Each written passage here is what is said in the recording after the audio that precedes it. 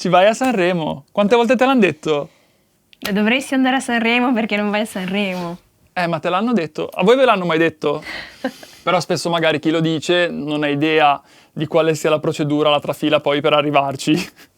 E noi in realtà abbiamo provato. Abbiamo provato. Entrambi.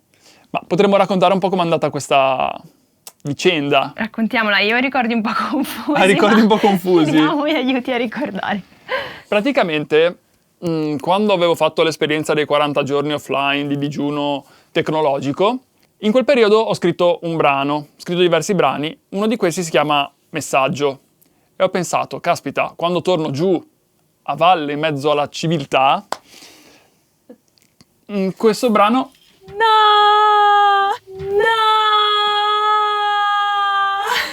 Questo lo lasciamo nelle bloopers. Dove eravamo rimasti? Ecco, ho detto, quando torno giù in mezzo alla città, voglio diffondere questa canzone perché penso che abbia un significato importante. La porto a Sanremo. E come si fa ad arrivare a Sanremo?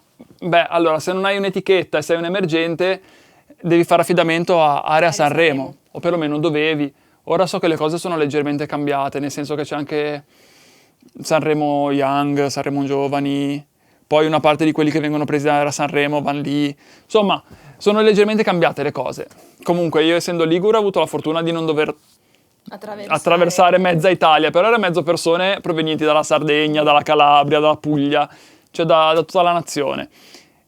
E mentre ero lì in coda, nella aiuola davanti all'ingresso per i provini, ho pestato una cacca. Ma proprio cioè, mi stavano per chiamare, io dico, guardo la scarpa e dico, porca va... Però sai come si dice, porta bene, e allora sono andato. Ma ti sei ripulito? Ma ho cercato un pochino di ripulirmi, sai, c'era lì un gradino, sai, ho fatto il meglio possibile. Vabbè, evitiamo i dettagli magari, no? E sono entrato e mi ricordo che quando mi hanno chiamato, ci chiamavano a coppie, mi pare, e quindi è andato un ragazzo prima di me, poi ero io subito dopo di lui, e c'erano questi giudici in penombra, io sono una specie di palchetto, di stage, via.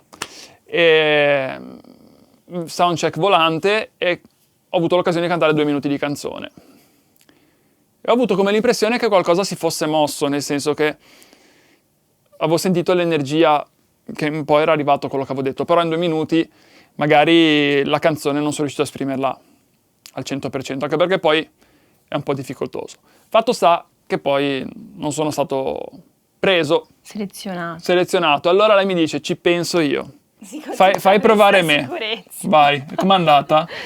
Ma io non ho aneddoti così emozionanti come i tuoi da raccontare, e peraltro non ho neanche dei ricordi così vividi, nel senso... Però io t'avevo accompagnato. Insieme. Esatto, siamo andati insieme a Sanremo, non so poi cosa tu abbia fatto, poveretto. Io sono andato sulla spiaggia di Sanremo a vedere il mare e a svuotarmi la mente. Non ti è andata malissimo.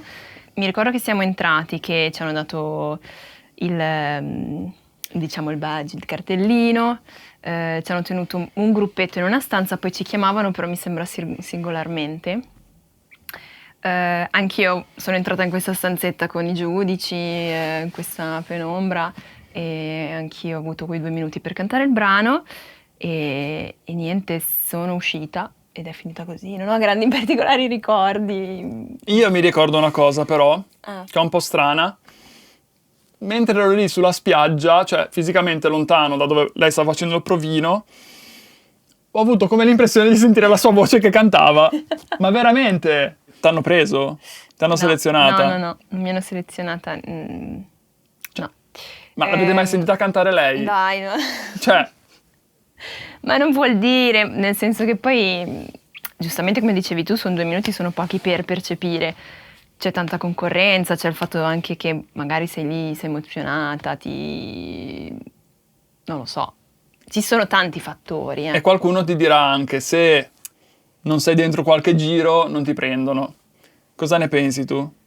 Ma non lo so.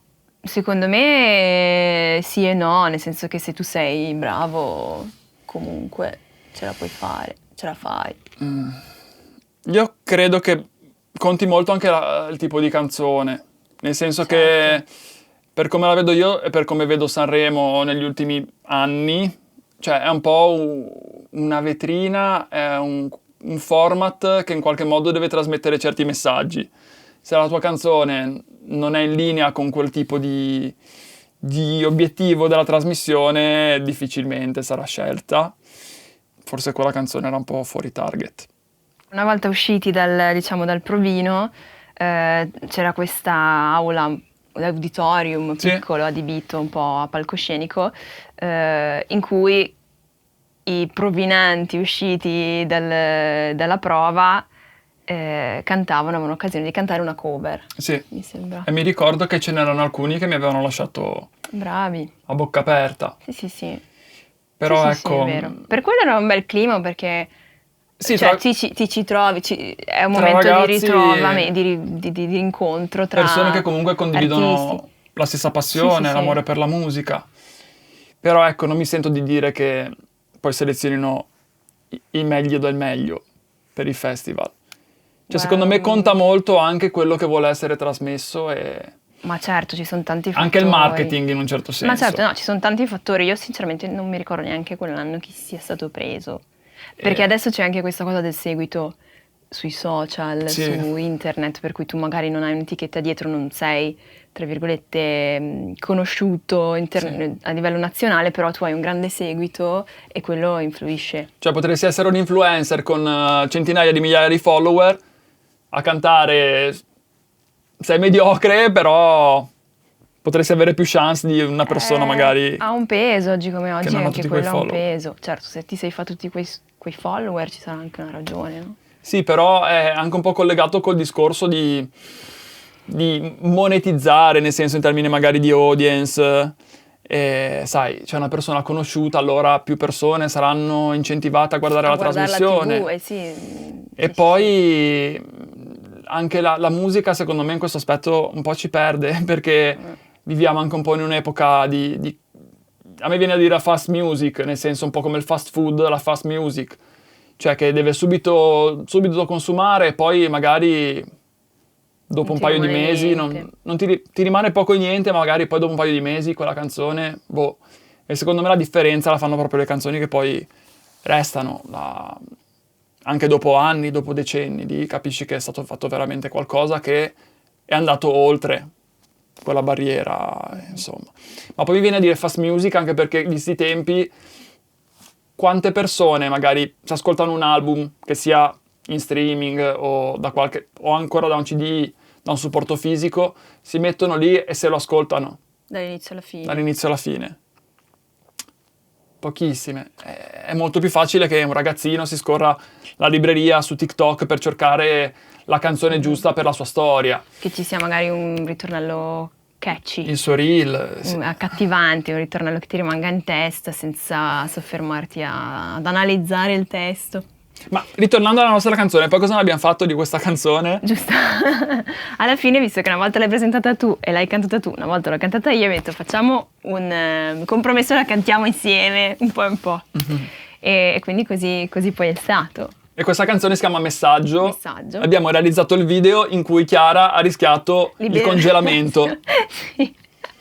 No, perché fa ridere, perché peraltro, a parte che abbiamo beccato la giornata più fredda, penso, cioè dell'era.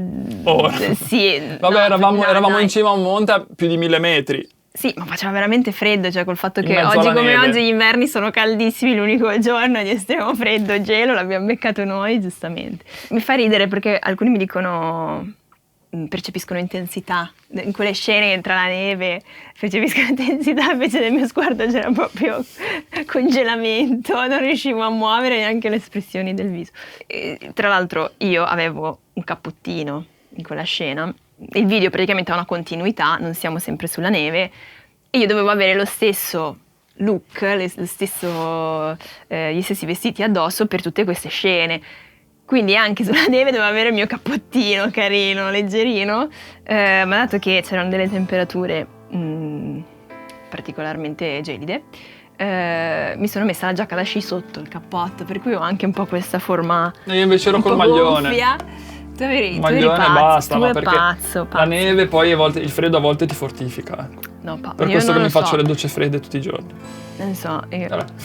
Questa è un'altra storia. Comunque questa canzone la potete trovare su YouTube, sui social, sui digital source, si chiama Messaggio. Messaggio, se siete curiosi. E la prossima volta che direte a qualcuno vai a Sanremo, dovresti andare a Sanremo, magari pensate che forse non è così semplice. E non è neanche sintomo di bella musica o di... Sì, o di forse, uno che canta bene. forse in realtà veramente mi ha portato fortuna quella cacca che ho pestato lì prima del provino. Perché se fossi stato sfortunato magari mi avrebbero preso, sarebbe andata malissimo, mi sarei messo nei casini. E invece sono ancora libero e indipendente e andiamo avanti a sfornare musica in italiano, in ligure, in francese, in inglese, giusto? Sì, un tripudio di lingue. C'è chi dice che il mondo non si può cambiare, e intanto cambia continuamente.